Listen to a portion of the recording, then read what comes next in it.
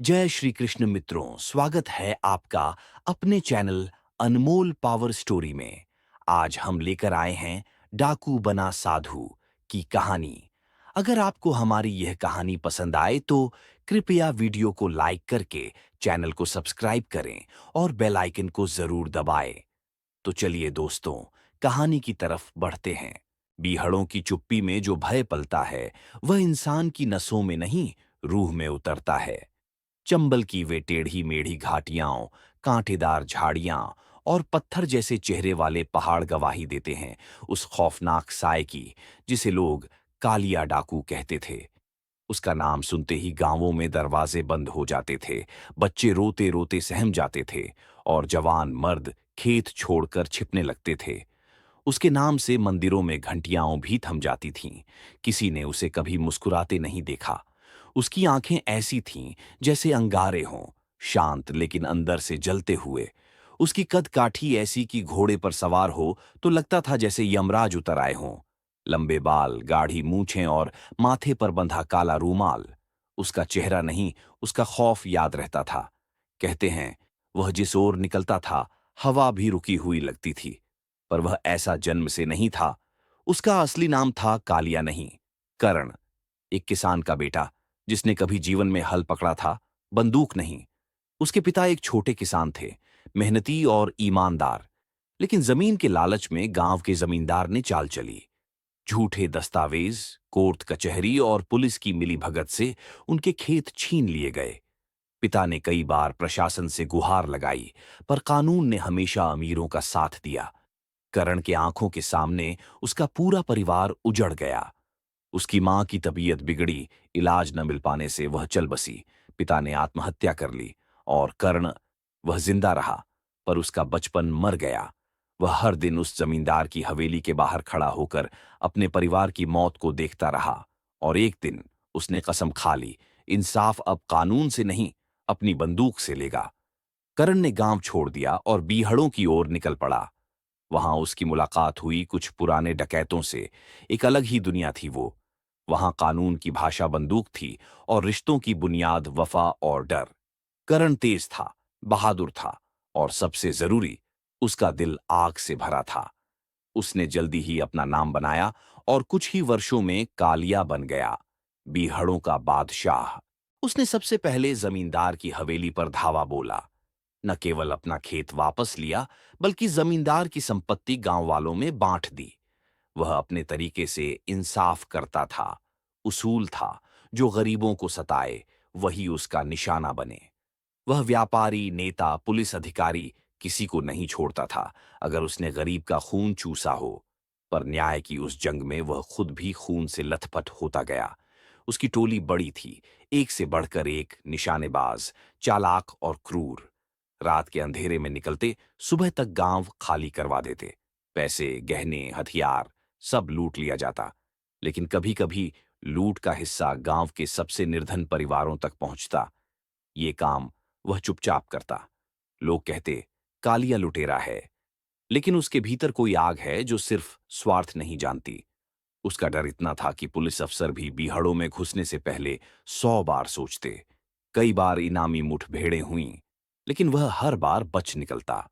उसकी चालें इतनी सटीक होतीं कि जवानों की पूरी टुकड़ी गुम हो जाती।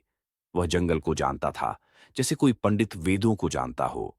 पहाड़, झाड़ियां, गुफाएं, सब उसके हथियार थे। लेकिन डर सिर्फ दूसरों को नहीं लगता था, कालिया खुद भी डरता था। हर रात वह सोते वक्त अपनी मां का चेहरा देखता था और एक कसक उसे काटती थी। क्या मां देखती तो गर्व करती या रोती? कभी कभी वह बीहड़ों की ऊंची चट्टान पर बैठकर खुद से बात करता, क्या मैं सच में राक्षस बन गया हूं? पर अगली सुबह फिर वही बंदूक, वही लूट, वही दौड़ती जिंदगी। एक बार की बात है, उसने एक गांव पर हमला किया। खबर थी कि वहां एक अफसर छिपा है, लेकिन हमला करते हुए एक झोपड़ी जल गई, जिसमें एक बच्चा झुलस गया। उसकी मां चीखती रही, डाकू नहीं, काल बन गया तू। और उस रात पहली बार कालिया रोया। पर आंसू बीहड़ों में नहीं टिकते। अगली सुबह फिर खौफ की टापें उठीं और कालिया ने खुद को पहले से ज्यादा निर्दयी बना लिया। पर उसके जीवन का टर्निंग पॉइंट तब आया जब उसने एक वरिष्ठ राजनेता के काफिले पर हमला किया। यह भारत सरकार के लिए सीधी चुनौती थी। अब सिर्फ राज्य पुलिस नहीं, राष्ट्रीय बल उसकी तलाश में लग गए। चंबल के आसमान में हेलीकॉप्टर गूंजने लगे, हर पगडंडी पर बंदूकें तनी रहने लगीं। उसके साथी पकड़े गए, कई मारे गए। अब बीहड़ उसके लिए छिपने की जगह नहीं, शिकारी जाल बन गया था। कालिया अकेला होता गया, भूखा, घायल और थका हुआ। दिन रात भागते भागते एक दिन वह एक पहाड़ी गुफा में आ गिरा, घायल और बेहोश। वहीं पास में एक साधु तप करता था। वह साधु पहले डाकू रहा था, जिसने जीवन छोड़ साधना पकड़ ली थी। उसने कालिया को उठाया, जड़ी बूटियों से उसका इलाज किया, बिना कुछ पूछे, बिना कुछ कहे। जब कालिया को होश आया, उसने पूछा, तूने मुझे बचाया क्यों? मैं डाकू हूं। साधु मुस्कुराया, मैं भी था। फर्क सिर्फ इतना है कि मैंने अपने भीतर के डाकू को पहचान लिया और उससे लड़ाई जीत ली। वो रात कालिया के जीवन की सबसे लंबी रात थी। पहली बार उसे खुद से घिन आई। पहली बार उसे किसी और की आंखों में भय नहीं, करुणा दिखी। गुफा के भीतर वो रात जैसे एक जीवन की अंतिम और किसी नए जीवन की शुरुआत थी। साधु की शांति और चुप्पी कालिया के भीतर हलचल पैदा कर रही थी। बाहर आसमान पर तारे थे, भीतर उसके मन में बवंडर। वो सोचता रहा, क्या यही अंत है? क्या अब मुझे पकड़ा जाना चाहिए? क्या मैं वाकई भागते भागते थक गया हूं? लेकिन आदतें इतनी जल्दी नहीं मरती। अगली सुबह जब वह थोड़ा संभला, तो उसकी नजर गुफा के बाहर ध्यानमग्न बैठे साधु पर गई। साधु हवा से बातें कर रहा था और उसके पास दो स्थानीय ग्रामीण बैठे थे। वे फुसफुसा रहे थे, अरे बाबा, आपने सुना? इस बार सन्यासियों की बड़ी सभा हो रही है, खुद राजा साहब आमंत्रण दे रहे हैं। कहाँ? साधु ने आंखें बंद रखते हुए पूछा। राजमहल में ही, 7 दिन बाद। दूर दूर के मठों से साधु आ रहे हैं, रथों में दान, सोने की मुद्राएं, बहुमूल्य वस्त्र। राजा ने वचन दिया है कि धर्म के कार्य में कोई कसर नहीं छोड़ी जाएगी। कालिया की आंखों में चमक आ गई। उसकी मुरझाई हुई आत्मा में जैसे फिर से लालच की चिंगारी भड़क उठी। राजमहल, जहां पहरेदारों की संख्या तो बहुत होगी, लेकिन भीतर सन्यासी वेशधारी लोग होंगे। और जहां धर्म के नाम पर दौलत बहाई जा रही हो, वहां डाकू क्यों पीछे रहे? उसने झुककर अपनी पगड़ी उठाई, अपनी पिस्तौल को साफ किया और साधु की ओर देखा। बाबा, आपने मेरी जान बचाई है, पर मेरा रास्ता अलग है। साधु ने बिना आंखें खोले बस इतना कहा, अगर धन देखकर तुम्हारा मन अब भी डगमगा रहा है, तो समझो, बीहड़ों ने तुम्हें छोड़ा नहीं, बस तुम्हें थोड़ी देर के लिए छुपा दिया है। कालिया कुछ पल चुप रहा, फिर मुस्कुराया, लेकिन उस मुस्कान में अब भी वही पुराना जहर था। वह गुफा से बाहर निकला, पहाड़ी से नीचे उतरा और एक बार फिर अपने पुराने ठिकाने की ओर निकल पड़ा, नए लूट के ख्वाब के साथ। वह चंबल की घाटियों से बाहर निकल चुका था, लेकिन अभी भी पहचाना नहीं गया था। उसके बाल उलझे हुए थे, चेहरा धूल और खून से सना हुआ, और कपड़े ऐसे कि कोई उसे साधारण भिखारी या घूमता हुआ फकीर ही समझता। यही उसका सबसे बड़ा हथियार था, पहचान का खो जाना। 4 दिन में वह पास के कस्बे तक पहुंच गया, जहां राजमहल की तैयारियां जोरों पर थीं। पूरे नगर में चर्चा थी कि राजा ने इस बार धर्म और अध्यात्म को नया स्थान देने का निश्चय किया है। काशी, प्रयाग, उज्जैन, हरिद्वार जैसे स्थानों से साधु संत आ रहे थे। महल के सामने 3 बड़े मंडप सजाए जा रहे थे, जहां स्वर्ण मुद्राएं, रेशमी वस्त्र और दुर्लभ भिक्षा सामग्री रखी जा रही थी। ऐसा लगता था जैसे कोई पुण्य यज्ञ नहीं, बल्कि समृद्धि का उत्सव हो। कालिया ने कई बार महल की निगरानी की। पहरेदारों के स्थान, प्रवेश द्वार, सवेरे शाम का पहरा, सब कुछ उसने अपनी पैनी नजरों से समझ लिया। उसने जाना कि सन्यासियों को पहचान पत्र या पुष्टि पत्र की आवश्यकता नहीं थी। बस भगवा वस्त्र, तिलक और रुद्राक्ष की माला, और राजा का दरबार उनके स्वागत को तत्पर होता। वहीं उसने फैसला किया, वह स्वयं एक सन्यासी बनकर राजमहल में प्रवेश करेगा। लेकिन यह कोई छोटी चोरी नहीं थी। यह सत्ता के सबसे सुरक्षित हृदय पर हमला था, और यही बात उसे उत्तेजित कर रही थी। अब वह किसी साहूकार या व्यापारी से नहीं, खुद राजा से लूटने जा रहा था। उसने एक पुराना भगवा वस्त्र जुटाया, गले में जर्जर रुद्राक्ष की माला डाली, माथे पर राख मल्ली और आंखों में वैराग्य की जगह कुटिलता छिपा दी। अब वह डाकू नहीं दिखता था, बस एक थका हारा बूढ़ा सन्यासी प्रतीत होता था। और फिर वह दिन आया। राजमहल के द्वार खुले थे। भीतर भजन कीर्तन, मंत्रोच्चार और दान का दृश्य चल रहा था। एक के बाद एक संत आते, राजा को आशीर्वाद देते और थालियों में स्वर्ण मुद्राएं उठाकर अपने रथों में रखवा लेते। कालिया का नंबर भी आया। वह झुकते हुए आगे बढ़ा। राजन, तपस्या में अनेक वर्ष बीत गए। अब संकल्प पूर्ण कर। आप जैसे धर्म प्रेमी राजा के हाथों भिक्षा की प्राप्ति चाहता हूं। राजा ने हाथ जोड़कर कहा, आप जैसे तपस्वियों की कृपा से ही राज्य समृद्ध होता है। यह लीजिए भिक्षा, 10 स्वर्ण मुद्राएं, एक रेशमी चादर और एक चांदी का कमंडल। कालिया ने स्वीकार किया, लेकिन उसकी आंखें महल के भीतर की ओर थीं, वहां उस विशाल कक्ष की ओर जहां मुख्य भंडार था। वह जानता था, अगर उसे कोई बड़ी चीज चाहिए तो वहीं जाना होगा। लेकिन कैसे? ठीक उसी क्षण भीतर से एक सेवक भागता हुआ आया। महाराज, एक वृद्ध साधु मूर्छित हो गए हैं, उन्हें भीतर के विश्राम कक्ष में ले जाना होगा। राजा ने इशारा किया, इस सन्यासी को भी विश्राम के लिए ले जाओ, यहीं ठहरें कुछ समय। भाग्य या चालाकी कोई नहीं जानता, पर अब कालिया राजमहल के अंदरूनी कक्षों तक पहुंच चुका था। महल के भीतर कदम रखते ही कालिया को लगा जैसे वह किसी और ही दुनिया में आ गया हो। महलों की दीवारों पर सुंदर चित्रकारी थी, विष्णु, राम, शिव, बुद्ध और अनगिनत संतों की कथाएं। हवा में अगरबत्तियों की सुगंध थी और हर कोने में शांति का अनुभव। वह जिस पीहड़ की दुनिया से आया था, वहां धूल, पसीना और बारूद की गंध थी, पर यहां हर चीज एक सजीव भक्ति की तरह थी। उसने अपना झोला कसकर पकड़ा और धीरे धीरे आगे बढ़ा। रुद्राक्ष की माला उसकी उंगलियों में घूमती रही और चेहरा भावशून्य था, मगर भीतर उसका मन किसी जंग के मैदान की तरह खौल रहा था। पहली बार वो किसी सभा में एक डाकू नहीं, एक साधु बनकर आया था। सभा स्थल में एक बड़ा मंडप बना हुआ था। वहां मंच पर विभिन्न सन्यासी, महात्मा और गुरुओं की बैठकी लगी थी। कोई वेदों का पाठ कर रहा था, कोई ध्यान की गूढ़ बातें बता रहा था, कोई संसार की नश्वरता पर प्रवचन दे रहा था। हर वाणी में एक आकर्षण था, जैसे शब्दों में कोई अदृश्य शक्ति बह रही हो। कालिया को बचपन से किसी भी धार्मिक किताब में कोई रुचि नहीं रही थी। जब उसका परिवार भूखा मर रहा था, तब मंदिरों के दरवाजे बंद थे। जब उसकी मां तड़प रही थी, तब कोई साधु पास नहीं आया था। वह उन सब चीजों को दिखावा मानता था। पर आज पहली बार वह खुद भगवा वस्त्र पहनकर उन्हीं में खड़ा था। वह सबसे पीछे जाकर बैठ गया। चेहरा झुका हुआ था, मगर उसकी आंखें सामने बैठे महात्माओं को चुपचाप देख रही थीं। एक वृद्ध सन्यासी बोल रहे थे, मनुष्य जन्म एक अवसर है, न केवल भोग के लिए बल्कि स्वयं को पहचानने के लिए।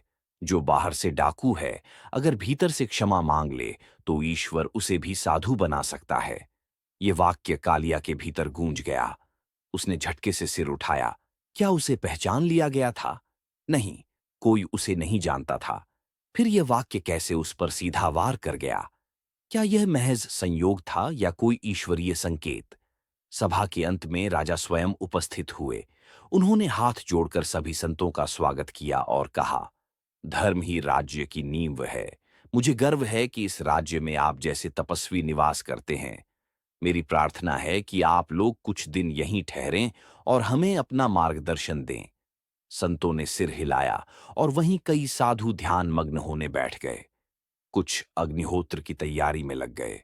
चारों ओर एक शांत आध्यात्मिक लहर बहने लगी और कालिया, वो वहीं बैठा रहा, चुपचाप, जैसे उसकी बंदूक अब उसकी माला बन गई हो। उसने अपने जीवन में कभी इतना शांति से कुछ नहीं सुना था। वह सुनता गया, आत्मा, पाप, मोक्ष, अहंकार, माया। हर शब्द उसके भीतर जैसे दीवारें तोड़ता जा रहा था। धीरे धीरे दिन बीतने लगे। कालिया अब दिन में साधु बना रहता, रात को एकांत में बैठकर अपने जीवन की समीक्षा करता। उसने पहली बार किसी से ईर्ष्या नहीं की, पहली बार बिना भय के सोया और पहली बार खुद को इंसान की तरह महसूस किया। राजमहल की सेवा में लगे एक युवक ने एक दिन उसे पूछा, बाबा, आपने तो कभी प्रवचन नहीं किया, आप किस मठ से हैं? कालिया मुस्कुराया। ये मुस्कान पहले जैसी नहीं थी, अब इसमें कोई चाल नहीं थी। उसने उत्तर दिया, मैं किसी मठ से नहीं, अपने भीतर की यात्रा से आया हूं। वह खुद चौंक गया। ये शब्द क्या उसने ही कहे थे? अगले दिन एक प्रमुख गुरुजी ने कहा, हमारे बीच कोई साधु है जो चुप है, पर उसकी मौन उपस्थिति गूंज रही है। ये मौन किसी लुटेरे का नहीं हो सकता। ये मौन तपस्या का परिणाम है। एक बार फिर कालिया के भीतर कुछ टूट गया। उसकी आंखें नम होने लगीं। उसने रात को पहली बार ईश्वर से बात करने की कोशिश की। अगर तू वाकई है, तो क्या मुझे माफ कर सकता है? उसी रात जब वह महल के गुप्त भंडार के पास से गुजर रहा था, जहां स्वर्ण मुद्राएं रखी थीं, उसका मन कांपा। वह चाहता तो दरवाजे तोड़ सकता था, पहरेदारों को चकमा देकर सब लूट सकता था, लेकिन अब उसकी उंगलियों में बंदूक नहीं थी, रुद्राक्ष की माला थी। वह धीरे धीरे मुड़ा और वापस अपने कक्ष में चला गया। राजमहल में 7 दिनों तक चलने वाले सन्यासियों के इस महोत्सव ने जैसे पूरे राज्य को एक नई चेतना से भर दिया था। धर्म, सेवा और ज्ञान के वातावरण ने आम जनमानस के साथ साथ स्वयं राजा के मन को भी गहराई से प्रभावित किया। राजगद्दी पर बैठा राजा केवल शक्तिशाली नहीं, बुद्धिमान भी था। वह जानता था कि राज्य को केवल तलवार नहीं, विचार और मार्गदर्शन से भी चलाया जाता है। इन 7 दिनों में उसने हर संत से मुलाकात की। किसी का ज्ञान गहरा था, किसी का त्याग प्रशंसनीय, किसी की दृष्टि प्रेरणादायक। लेकिन फिर भी राजा को कहीं न कहीं एक अधूरापन महसूस हो रहा था, जैसे सब में कुछ न कुछ कृत्रिमता है। बहुत से साधु धन भिक्षा में रुचि रखते थे। किसी ने महल में ही एक मठ की मांग कर डाली, तो किसी ने स्वर्ण मुद्राओं से भरी पोटली स्वीकार करते हुए आशीर्वाद बांट दिए। राजा के मन में एक संकल्प था, अपनी पुत्री के लिए एक ऐसा जीवन साथी खोजना जो केवल शरीर से नहीं, आत्मा से भी साधु हो। एक ऐसा व्यक्ति जो राज्य का मार्गदर्शन कर सके, लोभ से रहित हो और सच्चे अर्थों में धर्म का वाहक हो। यद्यपि यह प्रस्ताव राजपरिवार के लिए अत्यंत असामान्य था, लेकिन राजा अपनी सोच में पारंपरिक सीमाओं से परे था। एक सभा के अंत में जब सभी सन्यासी विश्राम में थे, राजा ने घोषणा की, राज्य के समस्त संतजनों के समक्ष मैं एक प्रस्ताव रखता हूं। मेरी पुत्री रत्नावली सुशिक्षित, धर्मपरायण और तपस्विनी है। मैं चाहता हूं कि उसका विवाह किसी ऐसे साधक से हो जो स्वार्थ से परे धर्म को जीता हो। साथ ही मैं यह भी कहता हूं कि वह साधु ही इस राज्य के उत्तराधिकारी भी होंगे। सभा में सन्नाटा छा गया। कुछ क्षणों बाद एक वृद्ध तपस्वी बोले, महाराज, आपकी भावना उच्च है, परंतु हम सन्यासियों का मार्ग गृहस्थ जीवन से परे है। आपके इस प्रस्ताव को स्वीकार करना हमारे लिए संभव नहीं है। दूसरे संत ने कहा, यह तो एक प्रकार की परीक्षा है, लेकिन जो आत्मा संसार त्याग चुकी हो, वह सत्ता की छाया भी क्यों चाहेगी? एक एक करके सभी साधु राजा का प्रस्ताव ठुकराते चले गए।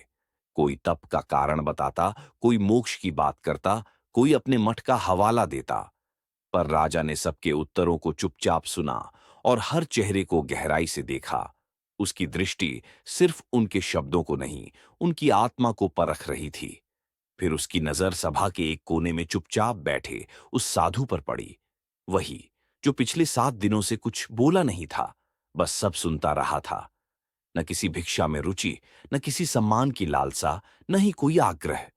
राजा ने मंत्री से पूछा, ये कौन है? किस मठ से आए हैं?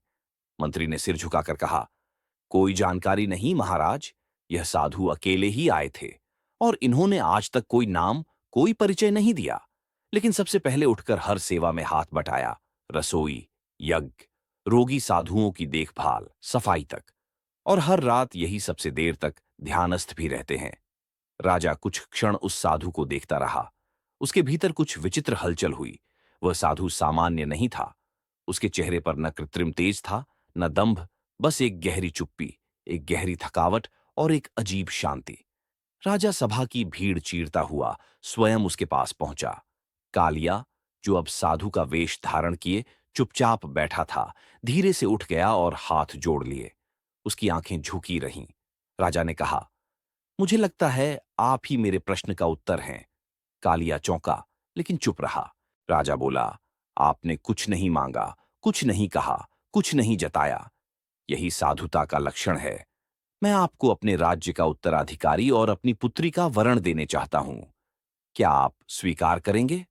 सभा फिर सन्न रह गई। बाकी साधु जो अभी अभी वैराग्य की दुहाई दे रहे थे, अब चुप थे। कुछ ईर्ष्या, कुछ असहजता उनके चेहरों पर तैर रही थी। कालिया के भीतर एक तूफान उठ गया। ये वो क्षण था जिसका वह जीवन भर सपना देखता था।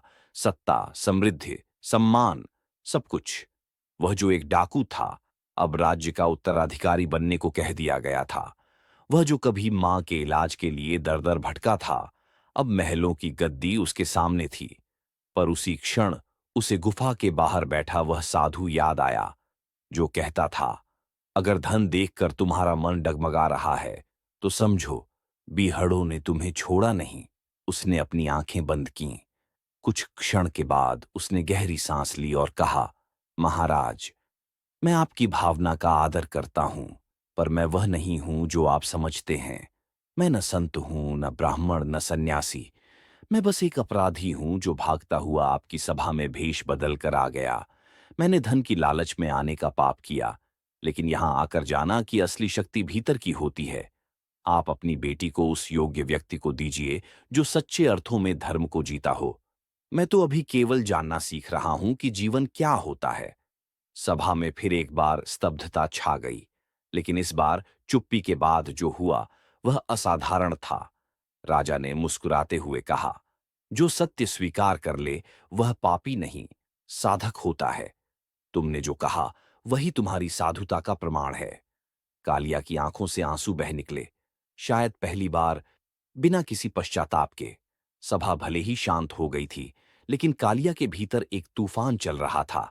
ऐसा तूफान जिसने बीहड़ों की हर मुठभेड़, हर गोलीबारी, हर लूट से ज्यादा उसके मन को झकझोर दिया था।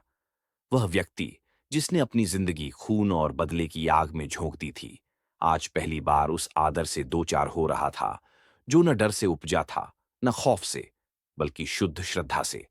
राजा ने उसके सच्चे स्वीकार के बाद सभा को भंग कर दिया, पर वह स्वयं कालिया के पास बैठ गया।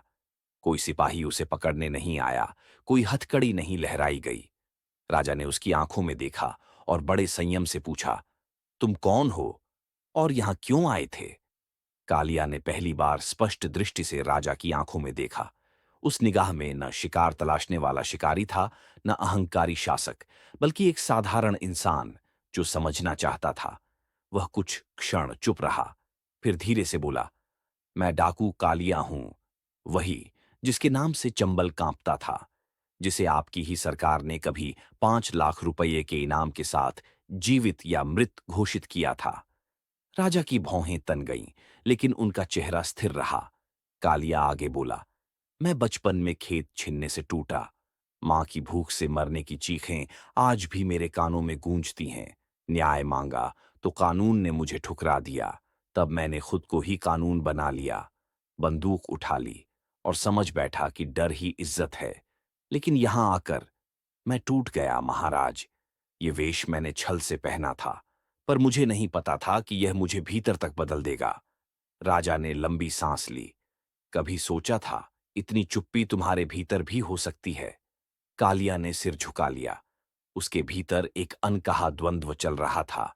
एक तरफ उसका पुराना स्वभाव उसे याद दिला रहा था कि वह एक अपराधी है, धोखेबाज है, जिसे सजा मिलनी चाहिए।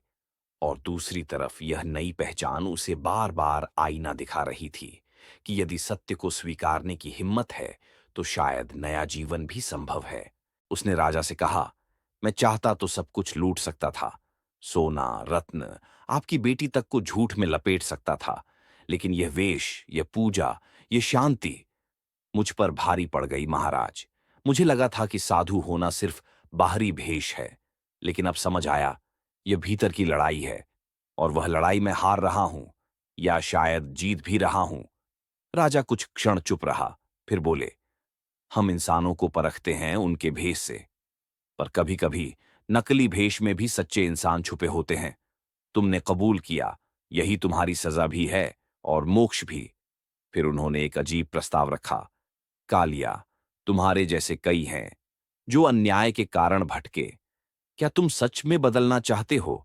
अगर हां, तो इस भेष को अब धोखे से नहीं, सच्चाई से पहनकर उस जंगल में जाओ जहां तुमने डर फैलाया था, और अब वहां जाकर शांति फैलाओ। ये प्रस्ताव सुनकर कालिया स्तब्ध रह गया। क्या वह लौट सकता है उन बीहड़ों में, लेकिन अब बिना बंदूक के? क्या वे लोग जो उसके नाम से कांपते थे, कभी उसकी शांति की बात सुनेंगे?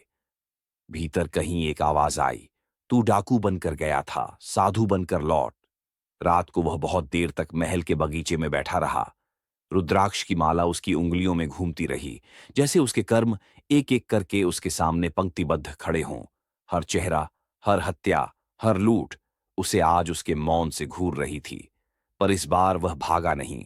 उसने एक एक दृश्य को भीतर से देखा, महसूस किया, और हर दृश्य के साथ उसकी आंखों से एक एक आंसू बहा। सवेरा हुआ तो कालिया अब साधु बन चुका था, न केवल वेश में, बल्कि आत्मा में भी। उस सुबह जब सूरज की पहली किरण महल की ऊंची मीनारों को छू रही थी, कालिया महल के प्रांगण में शांत भाव से बैठा था। भगवा वस्त्र अब उसकी पहचान नहीं, उसका व्रत बन चुका था। उस रात अपने ही अपराधों के साथ आमने सामने बैठकर जो संकल्प उसने लिया था, वह उसके जीवन का निर्णायक मोड़ बन गया। राजा ने उसे विदाई देते समय कोई गार्ड नहीं भेजा, कोई निगरानी नहीं रखी।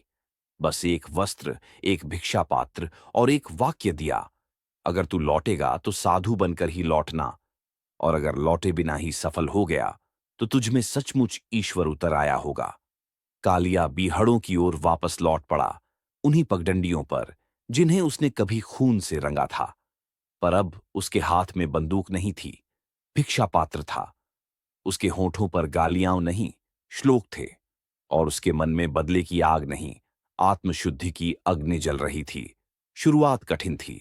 लोग उसे पहचान गए, पहले डरते रहे, फिर गुस्से में उसे पत्थर मारे। किसी ने उस पर थूका, किसी ने कहा, डाकू साधु नहीं बनता, सिर्फ भेष बदलता है।